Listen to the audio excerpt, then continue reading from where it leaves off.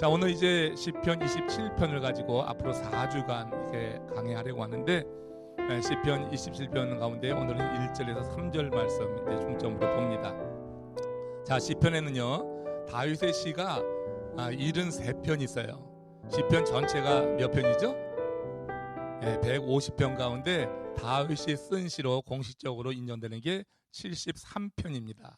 근데 이 73편 가운데 거의 60에서 65% 학자마다 조금 달라서 그렇게 얘기하는데, 한 45편에서 7편까지가 인생 광야.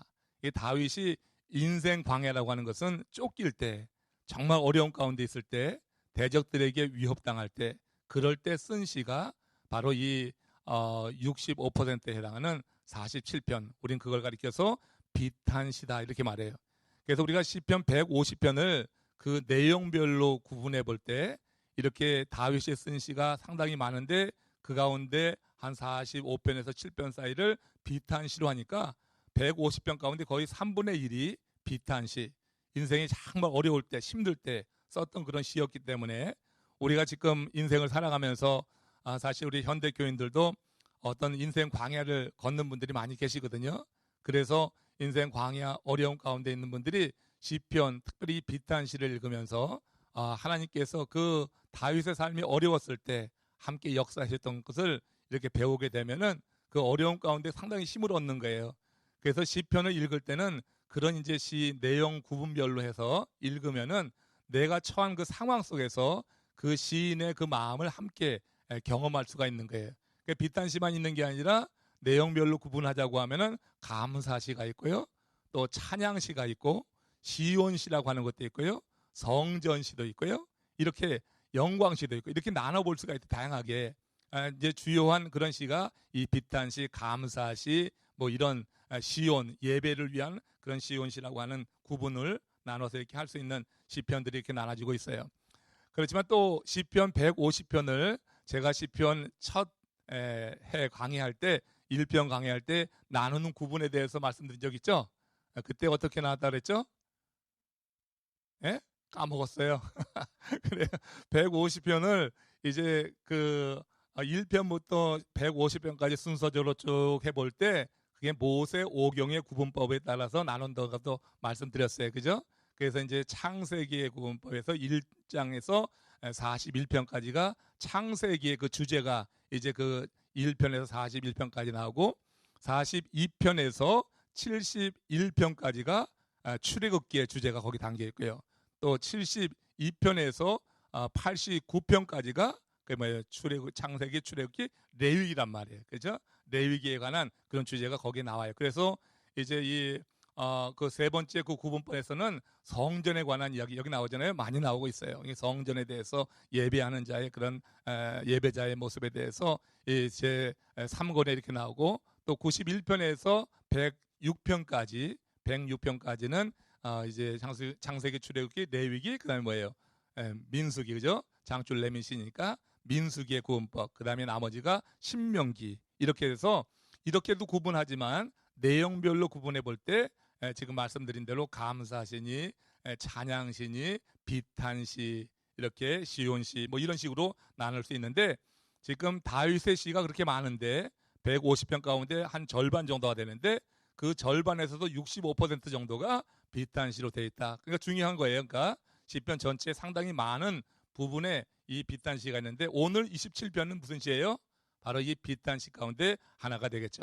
자, 이 시편 27편이 다윗이 정적에게 쫓기는 아주 위급한 상황에서 쓴 하나님을 절대 신뢰하는 그런 시다. 여기서 그의 어려움이 많이 이렇게 호소되는 것을 볼 수가 있어요. 자, 일반적으로 비탄시 하면은 어떻게 구성이 되냐면은, 시인이 직면한 그 어려운 그런 고통에 대해서 하나님께 호소하는 것으로 그렇게 시작해요. 그러니까 전반부가 내가 이렇게 어렵습니다, 호소하는 것으로 그렇게 시작이 되고, 그런 상황에서 하나님께 구원을 강구하는 거예요. 그러니 나를 도와주세요 하고 강구하는 거. 그리고 그 다음 스텝이 뭐냐면, 강구를 들으신 하나님께서 구원해 주실 것에 대한 어떤 확신을 가지고 선취적인 확신이라고 해요. 그래서 찬양을 돌리는 것으로 이 시편이 마무리되는 게 비탄시의 내용적인 그런 전개의 그런 구성이라고 볼 수가 있어요. 그래서 이제 선취적인 확신이라고 하는 것은 지금 내가 고통스럽고 어렵지만 하나님께서 반드시 내 이 고통을, 고난을 건져 주실 것이라고 하는 확신 속에서, 거기서는 하나님 나를 구원해 주실 줄로 믿습니다 하고 미래적인 그런 언어를 쓰는 게 아니라 지금 현재적인 언어, 그리고 과거적인 언어까지 그렇게 쓰면서 하나님이 반드시 구원해 줄 것으로 믿습니다. 이런 식으로 비탄시의 구성이 그렇게 되고 있어요. 그런데 오늘 읽은 이제 시편 27편의 내용을 보면 구조적으로 일반적인 비탄시하고 조금 달라요. 그래서 맨 마지막에 나와야 될 것, 하나님의 구원의 확신이 맨 앞부분으로 나와요. 이건 아주 예외적인 시편이에요. 그래서 일반적인 비탄시는 처음에 고통 나오고 강구 나오고, 이 강구를 드신 하나님이 도와줄 거라고 하는 확신의 고백이 나오면서 찬양으로 끝맺지만, 이 시편 27편에서는 처음 첫 절에서 이제 하나님의 그 확신, 하나님이 도우실 것에 대한 확신을 가지고 하나님의 역사를 이렇게 믿음으로 고백하는 그런 내용을 볼 수가 있어요. 자, 시편 27편 잘 들으세요. 이제 4주 동안 할 거니까 4주 동안 계속 잘 나올 줄로 믿습니다. 우리 충성교구 여러분들, 자, 4주 동안 계속 나오십니다. 자, 이 시편 27편 1절에서 14절 내용을 구조적으로 나누면은 1절에서 6절까지가 이제 이 앞부분에 이제 서론 부분이고, 그리고 7절에서 12절까지 여기서 이제 시인이 하나님께 도움을 청하면서 애처롭게 간구하는 그런 내용이 되어 있어요. 그리고 13절, 14절 여기에서 하나님께 대한 소망, 그리고 신뢰를 바탕으로 자신의 구원을 확신하는 이런 내용으로 되어 있어요. 오늘은 이제 가장 앞부분인데 1절에서 6절 사이에 이제 시인이 그런 큰 어려움 가운데도 하나님이 자신을 구원해 줄 것에 대한 확신을 표현하는 그런 내용이거든요.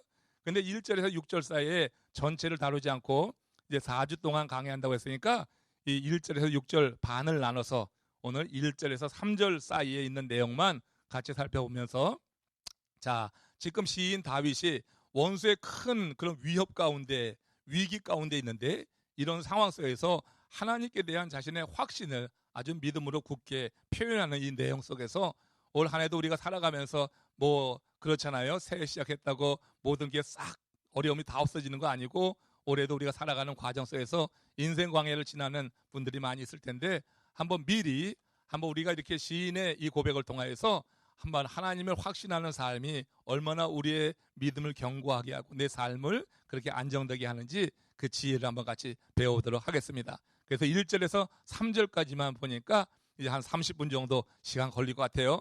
자, 시편 27편 1절 말씀 같이 읽으면서 오늘 시편 27편 비탄시 다윗의 시 앞부분 서론 부분을 같이 오늘 상고합니다. 시작. 여호와는 나의 빛이요 나의 구원이시니 내가 누구를 두려워하리요. 여호와는 내 생명의 능력이시니 내가 누구를 무서워하리요. 자, 여기서 지금 1절부터 다른 비탄시는 고통을 아뢰는 건데 1절에서부터 여호와 하나님에 대한 확신을 지금 표현하고 있는 거예요. 예외적인 그런 표현이라고 했어요. 비탄시로서는 여호와는 나의 빛이다, 그리고 나의 구원이시다 하면서 뭐라고 그랬어요? 내가 누구를 두려워하리요. 그리고 두 번째 줄에서는 여호와는 내 생명의 능력이시니 내가 누구를 무서워하리요. 그러니까 앞부분 뒷부분에서 지금 사람에 대한 두려움, 사람에 대한 무서움, 이거로부터 나는 자유하다. 왜? 여호와 하나님으로 인하여, 이렇게 말하고 있죠. 그러니까 지금 다윗의 상황은 평범한 사람이라고 하면은 정말로 놀라 자빠질 그런 아주 큰 두려움 가운데 위기 상황에 있는 거예요. 그것을 3절에서 조금 미리 살펴보면은 3절에서는 뭐라고 표현하냐면 군대가 나를 대적하여 진칠지라도, 이런 표현 읽어봤죠. 그리고 전쟁이 일어나 나를 칠지라도, 3절 잠깐 열어보시면 한번 보세요. 거기 보면 그런 내용이 있어요. 그래서 군대가 나를 대적하여 진칠지라도, 전쟁이 일어나도 나를 칠지라도, 이 상황이 지금 시인 다윗의 입장으로는 굉장히 두려운, 아주 공포가 밀려올 수 있는 그런 상황이라고 하는 거예요. 군대가 나를 대적하여 진친다. 자, 이런 다윗이 하나님을 신뢰하고 확신하면서 담대하게 선포하는 거예요. 자기의 상황은 지금 군대가 나를 대적하여 진치는 상황이고 전쟁이 일어나서 지금 큰 어려움 가운데 빠질 이런 상황인데, 그런데 1절로 다시 돌아가서 보면은 이런 상황 속에서 지금 다윗은 1절에서 고통을 말하는 것이 아니라 1절에서 하나님에 대한 확신을 지금 선포하고 있다고 하는 거예요. 비탄시에서 조금 예외적으로 처음부터 확신을 가지고 선포하고 있는 거예요. 뭐라고 하냐면 내가 누구를 두려워하리요? 내가 누구를 무서워하리요? 얘기해야 되는 거예요. 그렇죠? 여러분, 심리학자들은요, 대개 사람들이 느끼는 공포, 두려움을 75개 정도로 그렇게 나눠서 설명합니다. 여러분들은 어떤 때 두려워하세요? 어떤 때 공포를 느끼십니까? 자, 심리학자들이 구분해 이해하면은 한 75개 정도 되는데, 다윗처럼 이렇게 누군가의 위협을 당할 때 사람은 두려움을 느끼게 되죠. 그리고 나라 전체의 어떤 전쟁의 그런 위협 가운데서도 두려움을 느낄 수 있어요. 개인적으로는 실패, 가난, 그리고 질병, 노후, 죽음 이런 것들로 인해서 사람들이 두려워하잖아요. 그런데 그 외에도 요즘은 많이 이야기하는 고소공포증이라고 하는 것도 있어요. 높은 데 올라가면 두려워하는 거. 또 폐쇄공포증도 있어요. 어떤 갇혀지면은 두려움에 빠지는 그런 사람도 있고. 근데도 재밌는 것은 새로운 것에 대한 두려움이 있는 사람이 있대. 새로운 것에 대한 두려움이 있는 사람은 신공포증이래요. 새 신공포증. 그 새로운 것에 대한 공포증이 있어서 친구를 못 사귀는 거야. 여러분, 어떤 자기의 어떻게 성장하다 보면은 새로운 공동체에 들어갈 수 있는데 새로운 사람을 못 만나는 거예요. 또 그런 사람들은 결혼도 못 한다고 그래요. 결혼도 두려워서 못 하는 거고, 이사도 못 간다고 하고, 새로운 사업도 시작하는 것이 두려워서 못 하는 거예요. 뭔가 새로운 것을 시작하려고 할 때 상당한 그런 두려움에 눌려가지고 시작하지 못하는 이런 두려움도 있다고 하는 거예요. 그러니까 세상에는 온갖 종류의 두려움이 있어요. 심리학자들이 말하는 두려움은 이외에도 수없이 많이 있는데, 그런데 여러분 한번 생각해 보세요. 이렇게 세상 사람들이 무서워하는 것이 많이 있지만 가장 무서워하는 게 누굴까요? 가장 무서워하는 게 사람이라고 하는 거예요. 여러분, 정말로 무서워하는 게 많지만 사람 무서운 것만큼 무서운 게 없다. 에? 첩첩산 중에서 호랑이 만나는 것보다 사람 만나는 게 더 두렵다고 하는 거예요. 정말 사람이 무서우면은 그 무서움을 어떻게 해볼 수 없는 무서움이다. 이런 얘기를 하는 거잖아요. 그러니까 지금 다윗이 두려움 가운데 빠져 있는데 전쟁의 위협이 있고 대적이 그를 치려고 하는 이 위험 가운데 있을 때 지금 다윗이 뭘 두려워하고 있었던 거예요? 심리적으로 사람이에요. 그래서 내가 누구를 두려워하리요? 이 얘기 속에는 다윗이 사람으로 말미암은 두려움에 사로잡힌 적이 있었다고 하는 거예요. 그걸 지금 반어적으로 이야기하는 거죠. 왜 이렇게 이야기하냐면은 내가 이렇게 두려웠었지만 하나님이 빛이 되셔서 그리고 하나님이 구원이 되신 그런 경험을 갖고 되니까 이제 사람이 두렵지 않다고 하는 거예요. 그러니까 세상에 여러 가지 두려움이 있지만 다윗은 이렇게 측근 가까이 있는 어떤 사람들로 인하여서 많이 배신도 당하고 어려움도 겪으면서 이 사람에 대한 두려움이 있었던 거예요. 근데 이 사람에 대한 두려움을 지금 다윗은 뭐예요? 하나님이 나의 빛이고 나의 구원이기 때문에 나 이제 사람에 대한 두려움 없다고 하는 거예요. 여러분들은 사람의 두려움 없어요? 사람에 대한 두려움이? 여러분 여러 번 한번 실패해 보면요, 배신 당해 보면은 사람 사귀는 것이 두렵고 사람과 깊은 관계에 들어가는 것이 두려운 그런 지경에 놓일 때도 있는 것이에요. 이렇게 지금 다윗이 두려워하는 그 상황 속에서 나는 이제 하나님, 그분이 나의 빛이어서 그분이 나의 구원이어서 이제 더 이상 두려워하지 않겠다, 이런 이제 선포를 하고 있는 것입니다. 여호와는 나의 빛, 나의 구원이란 이 고백은 시인이 자신의 인생 경험에서 우러나온 그런 아주 신실한 고백이라고 말할 수 있어요. 오늘 아침에 잠언 13장 9절에 제가 여기 띄우진 않았는데 이런 내용이 있어요. 오늘 잠언서 묵상하신 분들 보면은 다 기억나실 텐데 오늘 묵상 다 하셨죠? 잠언서 13장에 그런 내용이 있어요. 의인의 빛은 환하게 비치고 악인의 등불은 꺼지느니라 그랬어요. 그죠? 의인의 빛은 환하게 비쳐요. 의인은요 스스로 빛을 비출 수 있는 존재가 아니에요. 우리는 반사체라고 말씀드렸어요. 그래서 우리가 의인인데 의인이 빛을 비출 때 환하게 됩니다. 근데 의인이 빛을 비추는 것은 빛을 받을 때만 비출 수 있는 거예요. 그러니까 여호와 하나님이 나의 빛이라고 하는, 정말 이것은 삶 속에서 실존적으로 경험되어야지 할 수 있는 고백이에요. 그냥 여러분 그런 실존적인 고백이 경험이 없으면은 여호와 하나님이 나의 빛이라고 하는 게 그냥 생뚱맞게 들릴 수도 있고 아무런 감동이 없어요. 그렇지만 진실로 여호와 하나님이 나의 빛이다. 이 얘기는 하나님의 말씀이 내게 빛처럼 임한 것을 그렇게 표현하는 것입니다. 하나님은 눈에 보이지 않기 때문에 하나님이 하신 말씀, 그 약속이 내게 그냥 빛처럼 임하는 거예요. 그래서 하나님의 말씀이 내게 빛처럼 임하게 될 때 내 속에 어둠은 사라지는 거고, 그러면서 나를 통하여서 빛이 발산된다. 그래서 의인의 빛은 환하게 빛난다고 하는 거. 내가 개인적으로 자가 발전식으로 빛내는 것이 아니라 하나님께서 내게 말씀으로 비친 것으로 인해서 내 삶이 이렇게 환하게 비춰지는 이런 상태를 말한다고 하는 것이에요. 여러분, 이 다윗은 정말로 어두운 순간에 많이 놓였잖아요. 피난길에 많이 있었고 사울로부터 살해 위협을 많이 당해서 정말 평범한 인간이라고 하면 너무 어둡고 칙칙한 그런 상태에 많이 놓였었지만, 그런 여러 그런 순간순간에 하나님이 함께 하시면서 그에게 말씀을 확 비춰주실 때 그 어두운 순간에서 자기 마음 가운데 어둠이 사라지고 자기 자신서부터 밝아지면서 주변에 같이 따르는 사람들이 어떻게 해요? 다윗을 보고 따라오는 거예요. 아둘람 골짜기에 피신해 있을 때 거기 모였던 그 많은 사람들도 다윗이 발산하는 빛, 하나님의 말씀이 들어오니까 다윗으로 말미암아 밝아지는 거예요. 그러니까 거기에 몰려왔던 이게 패배주의자의 혹시 그런 상태에 빠져 있는 사람도 있었잖아요.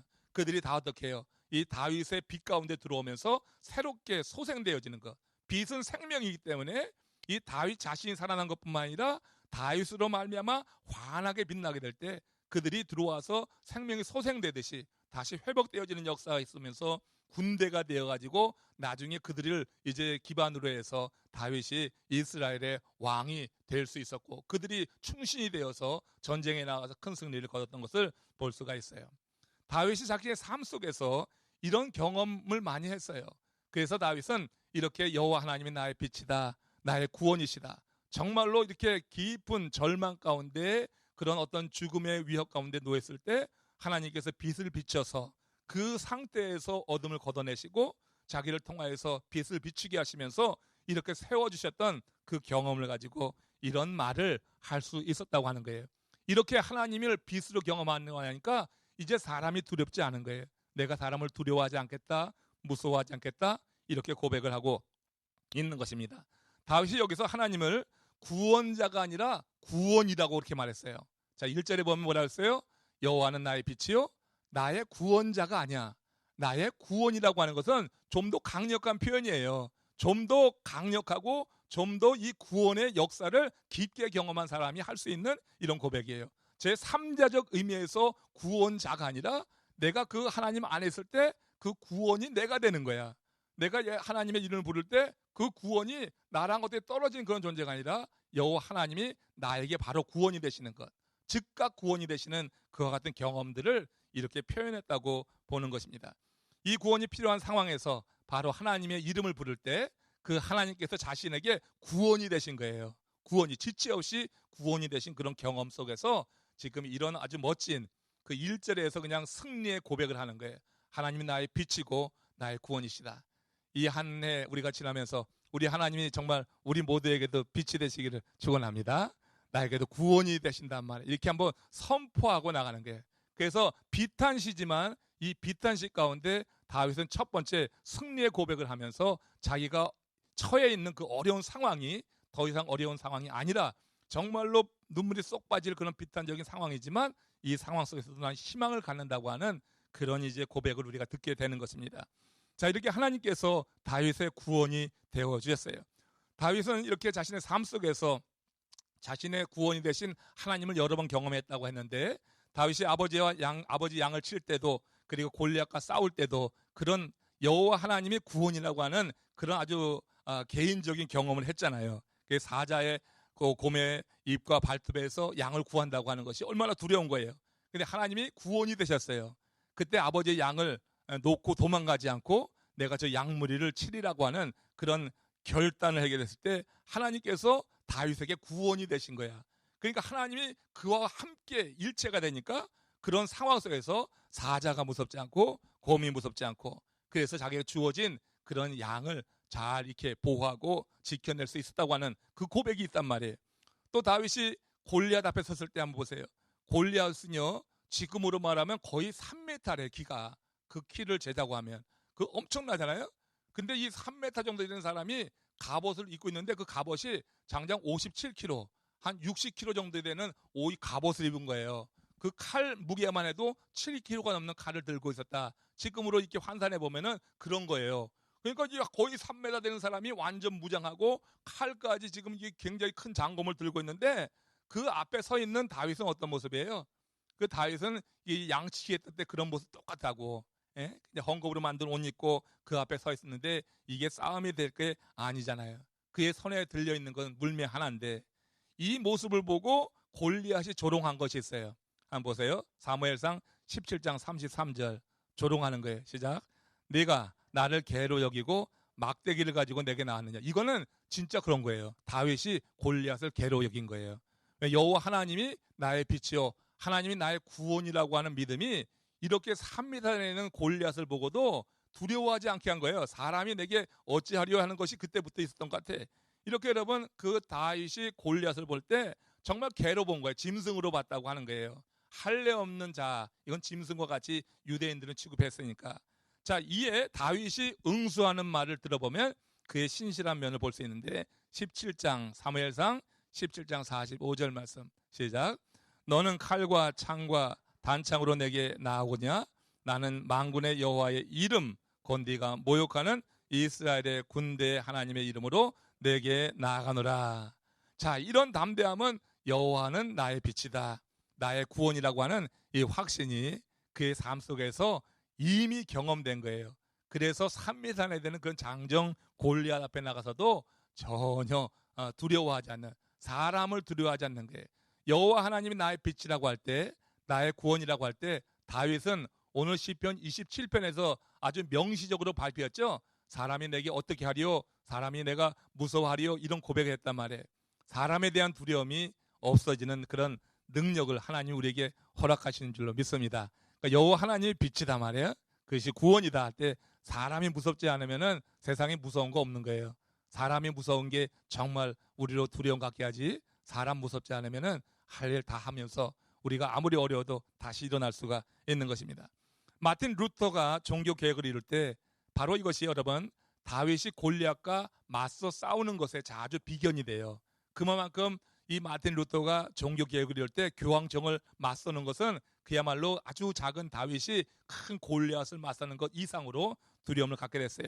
그러나 루터도 다윗처럼 하나님이 내 편이다, 하나님의 빛, 구원에 대한 확신이 있어서 그야말로 온갖 두려움이 있었는데 이 루터가 그 두려움을 이기고 마침내 종교 개혁을 이루는데 그 첫 초석을 놓을 수 있었다고 하는 거예요. 그때 그가 지은 찬송이 뭔지 아시죠?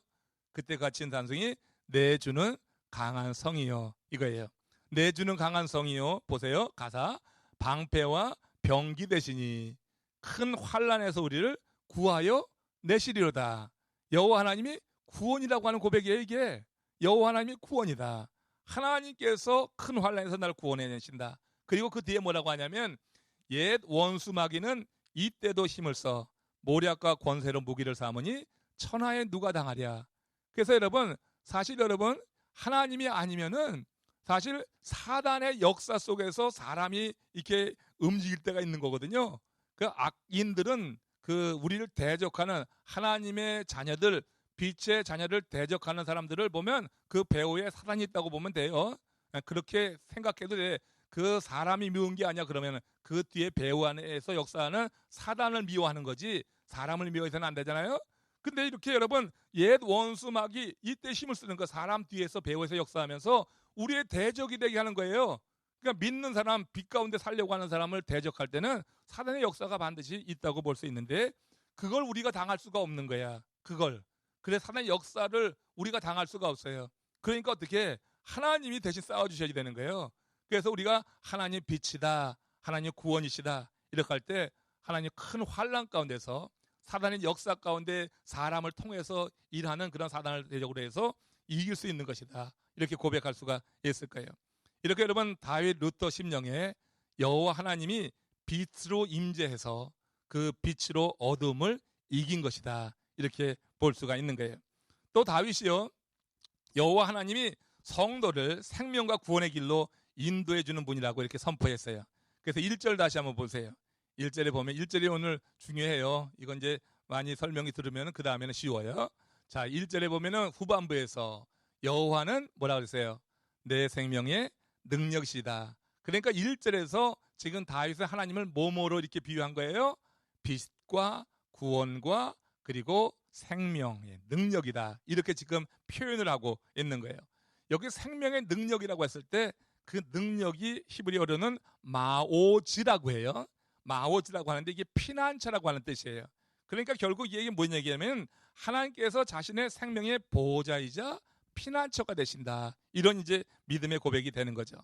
다윗이요, 이 하나님이 자신의 생명의 능력이 돼서 자신을 어떻게 지켰는지, 군대가 몰려오고 전쟁이 일어나는 이런 아주 위기 상황에서 하나님의 생명의 능력, 나의 보호자가 되셨다, 이 얘기거든요. 나의 보호자가 되셔서 어떻게 지키셨는가, 그 내용이 2절과 3절이에요. 그러니까 1절을 잘 이해하면은 2절, 3절은 그냥 따라오는 거예요. 그래서 하나님이 내 생명의 능력, 내 생명의 보호자 되셨는데 어떻게 내 생명의 보호자가 되셨느냐. 2절 한번 보겠어요. 시편 27편 2절 말씀 같이 읽습니다. 시작. 악인들이 내 살을 먹으려고 내게로 왔으나 나의 대적들, 나의 원수들인 그들은 실족하여 넘어졌더라. 여기 악인들이 어떻게 해요? 맹수가 먹잇감을 갈갈이 찢어 삼키듯이 대적들이 그렇게 나를 해치려고 왔다고 하는 거야. 악인들이 내 살을 먹으려고 내게로 왔지만 나의 대적, 나의 원수들인 그들은 어떻게 했어요? 실족하여 넘어졌어요. 이거 누가 하셨다고 하는 거예요? 이거 하나님이 하셨다고 하는 거예요. 나를 치려고 하는 자가 그렇게 나를 갈기 찢어 삼키듯이 그렇게 악한 마음을 갖고 왔지만 하나님이 그들이 내게 닿기 전에 하나님께서 그들을 실족하여 넘어지게 하셨다고 하는 거예요. 이런 경험이 다윗의 인생에 여러 번 있었던 거예요. 그러니까 하나님께서 그 악인들을 막아주시고 또 악인들 위에서 수치를 당하지 않고 하나님께서 그 악인들로 말미암아 궁극적으로 넘어진 듯 했지만 결국은 내가 그 위에 서게 하시는 거예요. 그래서 원수의 목전에서 하나님이 내게 뭘 베푸셨어요? 상을 베푸시는 그런 경험들이 있는 거예요. 원수의 목전에서 저들이 보는 앞에서 하나님께서 나에게 상을 베푸시는 것, 하나님께서 내게 거룩한 기름을 부으시는 것, 이런 순간들이 다윗의 경험 속에 있었다고 하는 거예요. 그래서 이런 경험을 가지고 지금 굉장히 어렵지만 1절에서 여호와 하나님은 나의 뭐다? 빛이다. 또 뭐다? 나의 구원이시다. 또 뭐다? 잘하시네. 그렇죠? 그러니까 1절에 있는 내용, 하나님은 나의 빛이요, 나의 구원이시요, 나의 생명의 능력이십니다. 나를 보호하시는 분인데, 근데 어떻게 보호하셔요? 하나님께서 원수가 이렇게 악한 마음을 가지고 대대적으로 몰려오지만 하나님께서 그들을 실족하여 넘어지게 하시면서 스스로 어떻게 패하게 하시는 그와 같은 일을 이루시면서까지 나를 지켜주셨다. 이런 경험이 반복되면서 다윗은 하나님을 완전히 신뢰할 수 있었어요. 그래서 시편 27편을 쓸 즈음 돼서는 이제 먼저 하나님께 하나님의 어떤 승리에 대해서 확신하면서 내가 하나님 안에 있는 한 하나님 빛이고 하나님 나의 구원이십니다 하면서 이 비탄시지만 정말 내 상황이 너무 지금 어려워졌지만 비탄시를 쓰고 있지만 첫 절에서 그 승리에 이렇게 선언을 하고 있는 그런 것을 우리가 이해할 수가 있는 거예요. 이렇게 이해하면은 여러분, 살아온 날이 살아갈 날에 희망이 되어야 된다고 하는 거예요. 무슨 말인지 알아요? 살아온 날이, 지금까지 살아온 날이 내가 앞으로 살아갈 날에 뭐가 된다? 희망이 되게 살자는 얘기예요. 여러분, 우리가 살아온 날을 한번 되짚어 봐요. 다윗의 삶을 보는 거예요. 다윗의 삶은 정말 어렵고 힘든 순간들이 많이 있었어요. 근데 어렵고 힘든 그 많은 순간에 그 살아온 날이 지금 시를 쓰고 있는 다윗이 살아갈 그 날 미래의 삶이 뭐가 됐냐면 희망이 된 거야. 내가 살아온 그 날 속에 뭐가 있었어요? 하나님의 선하신 손길이 있었던 거야. 그렇게 정말 이렇게 원수들이 내 살을 뜯어먹으려고 찾아오는 것 같은 그런 상황 속에서도 하나님께서 어떻게 함께 하셔서 그들이 어떻게 실족하여 넘어지게 하신 그런 경험들이 이게 살아온 날 속에 있었던 거예요. 저와 여러분들의 삶 속에서도 과거 살아온 날 속에서 하나님이 나를 지키셨다고 하는 거, 저 고백이 있잖아요. 간증이 있잖아요. 하나님께서는 저를 그렇게 지켰으나 그거 내가 확실하게 믿기 때문에 어떤 일이 있어도 두렵지가 않은 거예요. 그게 내 상황에 어떤 일이 벌어져도 정말 두렵지 않아요. 그러니까 가장 인생이 어려울 때, 힘들 때, 인생의 바닥에 있을 때 하나님께서 함께 하신 증거들, 그러니까 살아온 날이 앞으로 내가 살아갈 날의 희망이 된다고 하는 것은, 살아온 날 속에 비록 어렵고 힘들었지만, 여러 가지 고난도 힘듦이 있었지만, 그런 삶 속에서 정말 하나님의 이름을 부르면서 하나님께서 함께 하신 증거가 있게 될 때, 살아온 날이 살아갈 날에 뭐가 돼요? 희망이 되는 거예요. 그러니까 우리가 신앙생활을 한다고 하는 게 바로 그거 아니겠어요? 그러니까 지금 여러분 그런 경험이 없다고 하면, 아무튼 하나님께서 나의 빛이 되시고 구원이 되시고 생명의 능력이 되셨다고 하는 이런 고백이 여러분 삶 속에서도 좀 경험되길 바랍니다. 뭐 그렇다고 불호 어려움 가운데 처박을 필요는 없지만, 인생 광야 지나다 보면 뭐 이래저래 아무튼 그런 일들이 왜 지금도 또 오는 거예요. 오고 가고 하는 거니까. 그런 일이 올 한 해 있을 때 여러분들이 올 한 해 지나가면서 그런 하나님의 역사를 경험하면서 그 이후의 삶 속에서는 이렇게 살아온 날 속에 하나님이 함께 하셨기에 살아갈 날에 내가 희망이 있습니다. 이런 고백을 할 수 있기를 바라요. 그게 바로 27장 3절이에요. 그게 시편 27편 3절에서 다윗이 그렇게 그래서 고백하는 거예요. 내가 과거에 살아온 날이 있기 때문에 그 살아온 날 속에서 하나님이 내게 빛이 되셨어요. 하나님이 내게 구원이 되셨어요. 하나님이 내게 생명의 능력이 되셨어요. 그래서 이제 27편 3절 이 고백이 가능한 거예요. 시작. 군대가 나를 대적하여 진칠지라도 내 마음이 두렵지 아니하며 전쟁이 일어나 나를 치려 할지라도 나는 여전히 태어나려다. 야, 얼마나 좋아요. 그죠? 그러니까 지금 다윗의 상황이 3절의 이 상황인 거야. 다윗이 이 시를 쓸 때 상황은 바로 이 상황이야. 군대가 나를 대적하여 질칠 것 같고 내 마음이 그래서 막 두려움에 빠질 수 있는 상황이고 전쟁이 일어나서 나를 치려고 하는 이런 상황이야. 이런 상황이지만 과거에 살아온 삶이 있어요. 사람들이 원수가 나를 살점을 떼들어 이렇게 갈기라고 찌르려고 오는 상황 속에서 하나님께서 역사하셔서 어떻게 했어요? 그들이 어떻게 돼서 실족하여 넘어지게 하신 그 사건들이 있는 거야. 과거에 그 살아온 날들이 지금부터 시작해서 내 미래의 삶 속에 희망이 된다고 하는 거예요. 그게 지금 3절의 이 표현이라고 보는 거 맞잖아요. 지금 내 현실이 이렇지만 군대가 나를 대적하여 진치려고 하지만 내 마음이 두렵지 않아. 내 마음이 두렵지 않아. 전쟁이 일어나 나를 치료할지라도 나는 여전히 뭐예요? 뭐라 그랬어요? 태연하리로다. 이게 뭐예요? 영어로는 confident예요. 예? 이게 뭐예요? 자신이 있다고 하는 자신이. 전쟁이 일어나 나를 치료할지라도 지금 내가 자신이 있다고 하는 거예요. 여러분, 설사 적군이 와서 전쟁을 친다 할지라도 적군에 둘러싸여도 나 두려워하지 않는다. 심령의 평안을 누릴 수 있다 하는 그런 믿음의 선포라는 거예요. 정말로 여러분 이런 살아온 날에 대한 그런 경험이 없다고 하면 인생이 이렇게 정말 절망적인 상황 속에서 그야말로 비탄만 하는 거야. 그런데 비탄할 수 있는 상황 속에서 지금 다윗은 자신이 있단 말이야. 이런 상황 속에서도 내가 다시 일어날 자신이 있다. 내 마음이 두렵지 않다. 전쟁이 일어나고 대적이 일어나도 마음이 무너지지 않으면 견디는 거예요. 사람이 마음이 무너질 때 그때가 문제지.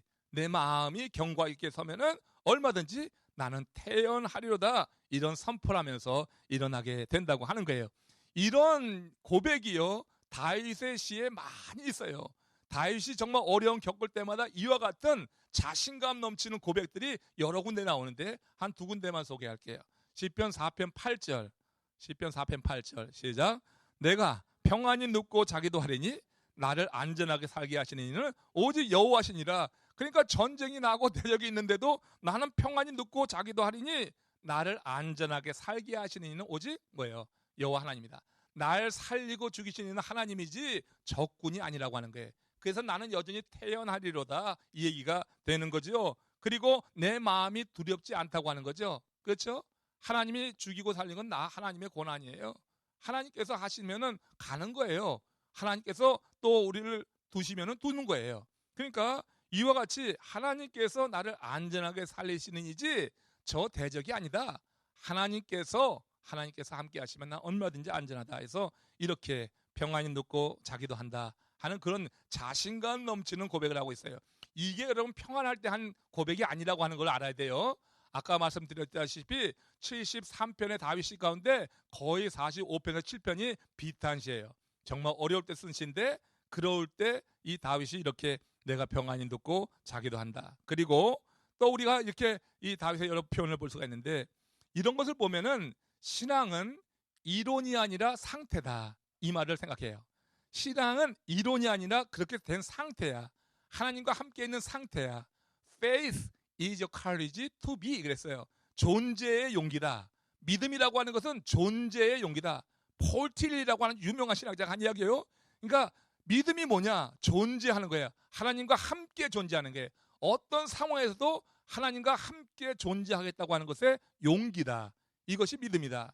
그러니까 여러분, 이 다윗이 이렇게 전쟁이 일어나고 대적이 위협하는 이 상황 속에서도 믿음이 있는 사람 아니에요. 내 이 상황 속에서도 하나님과 함께 한다고 하는 것, 하나님이 나의 구원이라고 하는 그런 확신 속에서 이렇게 지금 멋진 그런 선포를 할 수가 있었고요. 또 시편 3편 1절 5절 말씀해 보면 여기는 한술 더 떠요. 한번 보세요. 시작. 여호와여 나의 대적이 어찌 그리 많은지요. 일어나 나를 치는 자가 많으니이다. 내가 누워 자고 깨었으니 여호와께서 나를 붙드심이라. 이게 여러분 다윗의 시가 이런 게 많아. 정말 어려울 때 인생 광야에서 쓴 시기 때문에 이렇게 대적이 많아. 얼마나 많은지 일어나 나를 치는 자가 많소도이다 많토소이다 이렇게 말하고 있어요. 정말 많이 있는데 그런 가운데도 내가 누워 자고 깨었으니 여호와께서 나를 붙드신다. 하나님이 나의 구원이라고 하는 믿음이 이렇게 다윗을 하여금 담대하게 하고, 그래서 나는 사람 무섭지 않다. 나는 이 상황이 두렵지 않다. 내 마음에 평안이 있다. 나는 태연하리로다. I am confident. 나는 태연하리로다. 이렇게 말하는 거예요. 사람은요, 모든 두려운 상황이 언더 컨트롤 될 때 자신감을 갖는 거예요. 그렇죠? 자신감은 두려운 상황을 내가 언더 컨트롤 할 수 있다. 모든 두려운 상황을 내가 그렇게 컨트롤 할 수 있다 할 때 자신감이 업되고, 그러면서 어떻게 해요? 행복감, 평안함을 누리는 거예요. 그렇잖아요? 내가 어떤 컨트롤 할 수 없는 상황이 되면은 사람이 불안한 거예요. 근데 내가 모든 것을 컨트롤 할 수 있단 말이야. 내가 컨트롤 할 수 있는데 지금 그런 상황을 지금 다윗은 이렇게 말하고 있어요. 비록 세상이 보면은 자기가 포위당하고 원수가 지금 자기의 살점을 때리고 오는 상황 속에 있지만 지금 하나님이 구원이야. 나의 빛이고 구원이야. 그 하나님이 나의 구원이기 때문에 나는 태어나려다. 하나님께서 나를 도우시면 살 거고, 그렇지 않으면 하나님의 뜻이니 간다 이 얘기가 되니까 나는 태어나다. I'm confident. 나는 자신감 있다. 그래서 내 모든 상황을 주 안에서 컨트롤할 수 있기 때문에 이렇게 지금 심령이 업되면서 지금 행복, 평안을 누리고 있다고 하는 것입니다.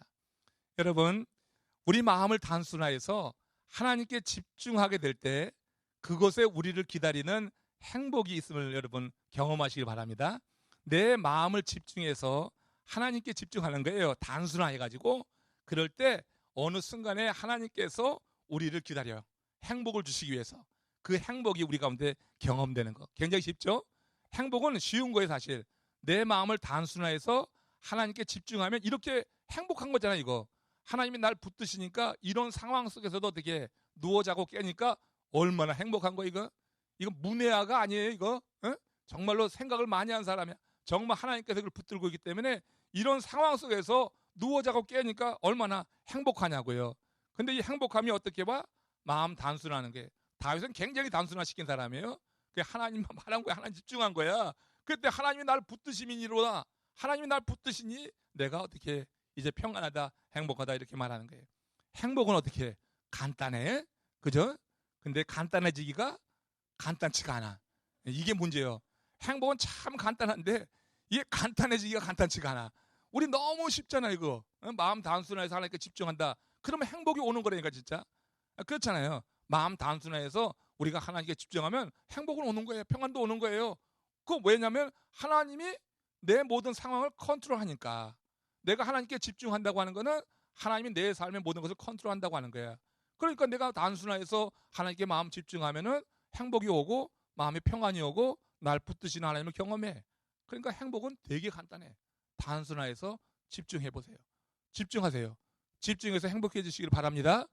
요 간단치 않은 것을 여러분 정말 간단한데 간단치 않은 일을 위해서 기도하는 거예요. 기도하는 거는 이 간단치 않은 것이 기도하지 않고는 되지가 않아. 이 간단치 않은 것이 내 머리를 굴려갖고는 되지가 않아.